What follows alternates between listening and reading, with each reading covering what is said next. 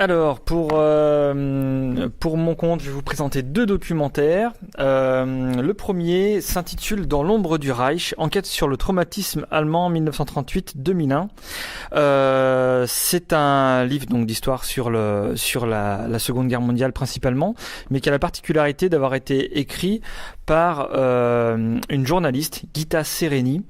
Je la connaissais pas, mais apparemment c'est une journaliste extrêmement connue qui a publié notamment au Times et beaucoup aussi en Angleterre. Alors ici, ce livre c'est un regroupement d'articles. En fait, c'est pas un livre qui a été écrit sur le Troisième Reich, puisque Gita Sereny est décédée en 2012. Donc là, on a ici à peu près sur 450 pages le recueil d'articles qu'elle a publié sur la Seconde Guerre mondiale et surtout donc le traumatisme allemand. Donc tout ce qui a traîné ensuite après la Seconde Guerre mondiale jusqu'à nos jours sur cette période. Alors, elle a la particularité assez étonnante d'écrire des articles assez longs, assez fouillés, qui mêlent à la fois l'autobiographie, puisqu'elle a une histoire particulière. Elle était autrichienne, et elle a à 14 ans, après s'être perdue dans une gare, elle est tombée sur un meeting d'Hitler qui l'a proprement fascinée. Elle s'en explique après à l'intérieur. Elle essaie de comprendre ou de nous faire comprendre la fascination qu'il y a pu avoir autour de la montée du nazisme et en fait de l'imagerie, toute l'imagerie qui était faite autour. Elle était ensuite en France pendant l'occupation française, puis elle a émigré avant la fin de la guerre aux États-Unis, où elle y a délivré des conférences, parce qu'elle s'est beaucoup occupée des enfants qui n'avaient plus de parents ou qui avaient perdu leurs parents en France pendant la première partie de l'occupation. Et elle s'est ensuite, tout de suite après la guerre, occupée via une association qui n'existe plus, des enfants qui avaient été kidnappés par les Allemands pour que les Allemands, en vue d'être adoptés par des Allemands, sans qu'évidemment que les parents allemands qui adoptaient ces enfants sachent que c'était des enfants volés. Donc elle avait la dure tâche de s'occuper en fait de la restitution de ces enfants qui parfois n'étaient même pas au courant qu'ils avaient été volés vers, en général, c'était des pays de l'Est, des Polonais, etc. Donc ça c'est le début des articles. Elle y va ensuite, elle étudie ensuite à chaque fois dans chaque article des points faibles, des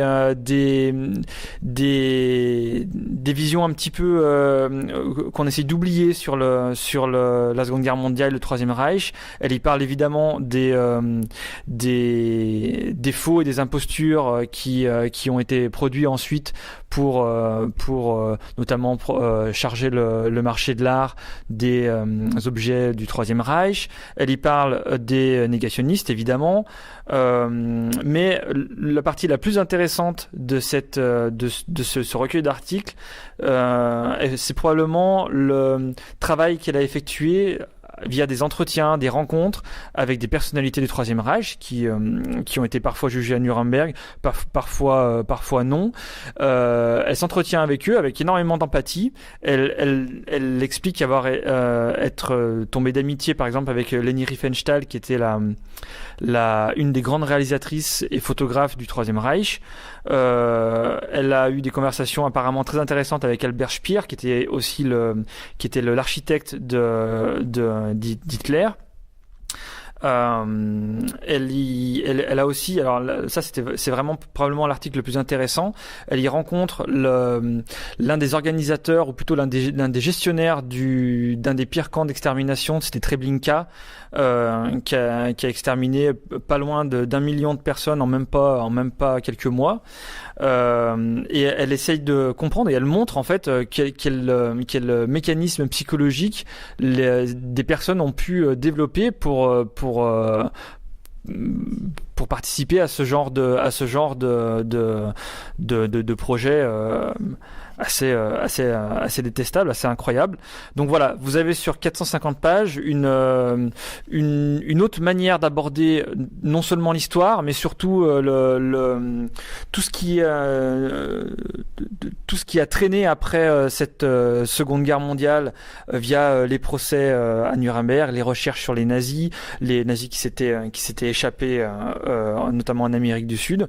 C'est une manière d'aborder la Seconde Guerre mondiale qui est assez étonnante, assez facile d'accès, étant donné que ce sont des articles donc assez courts sur cette période et évidemment extrêmement bien écrits. Donc Dans l'ombre du Reich de Gita Sereni. Vous trouverez ça évidemment en histoire contemporaine.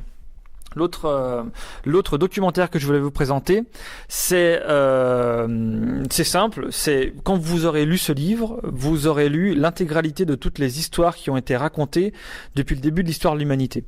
En fait, c'est un livre documentaire, c'est pas une fiction, qui a été écrit par Joseph Campbell, qui est un professeur d'université qui a enseigné la mythologie comparative et qui, au fur et à mesure de ses recherches, a réussi à sortir pas de l'intégralité, puisque j'imagine qu'il n'a pas lu l'intégralité des histoires qui ont été écrites dans l'humanité, mais à partir de toutes les mythologies sur lesquelles il a pu travailler au monde et sur les différentes périodes, à trouver un canevas commun à toutes ces histoires. Et comme quoi, en fait, il n'existe qu'une histoire qui est répétée depuis les débuts de l'humanité. C'est un livre extrêmement intéressant, donc documentaire, qui puise à la fois sur la psychanalyse. Il y parle beaucoup de Freud, mais il y parle aussi surtout du voyage, qui serait en fait le cœur et le centre de n'importe quelle histoire qui a été contée, le voyage du héros. C'est d'ailleurs, je crois, le sous-titre du livre. Non, c'est pas aussi la référence incontournable sur les mythes et le voyage du héros. C'est le sous-titre du livre. Et ce livre a eu la particularité quand même d'avoir inspiré Star Wars.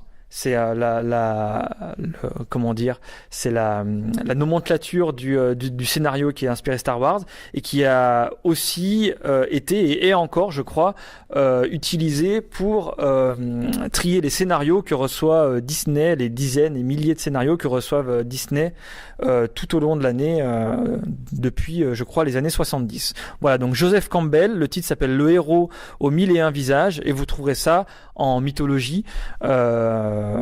C'est un livre donc de mythologie comparée. Voilà pour ce dernier podcast de la saison. On reprendra ensuite les podcasts à la rentrée. Avant de vous laisser, je précise quand même qu'on va avoir parce que j'en ai pas parlé au début, mais pendant les vacances, nos habituelles animations qu'on fait à chaque vacances scolaires, donc les ciné-goûtés et les siestes littéraires. Vous verrez tout ça à la médiathèque pour ce qui est des dates et des horaires. Et il nous reste plus qu'à vous souhaiter à tous de très bonnes vacances. On espère quand même vous voir jusqu'à la fin juillet parce que nous sommes ouverts jusqu'au 31 août. On ferme ensuite les 31 juillet, pardon. On ferme ensuite les 3 premières semaines d'août.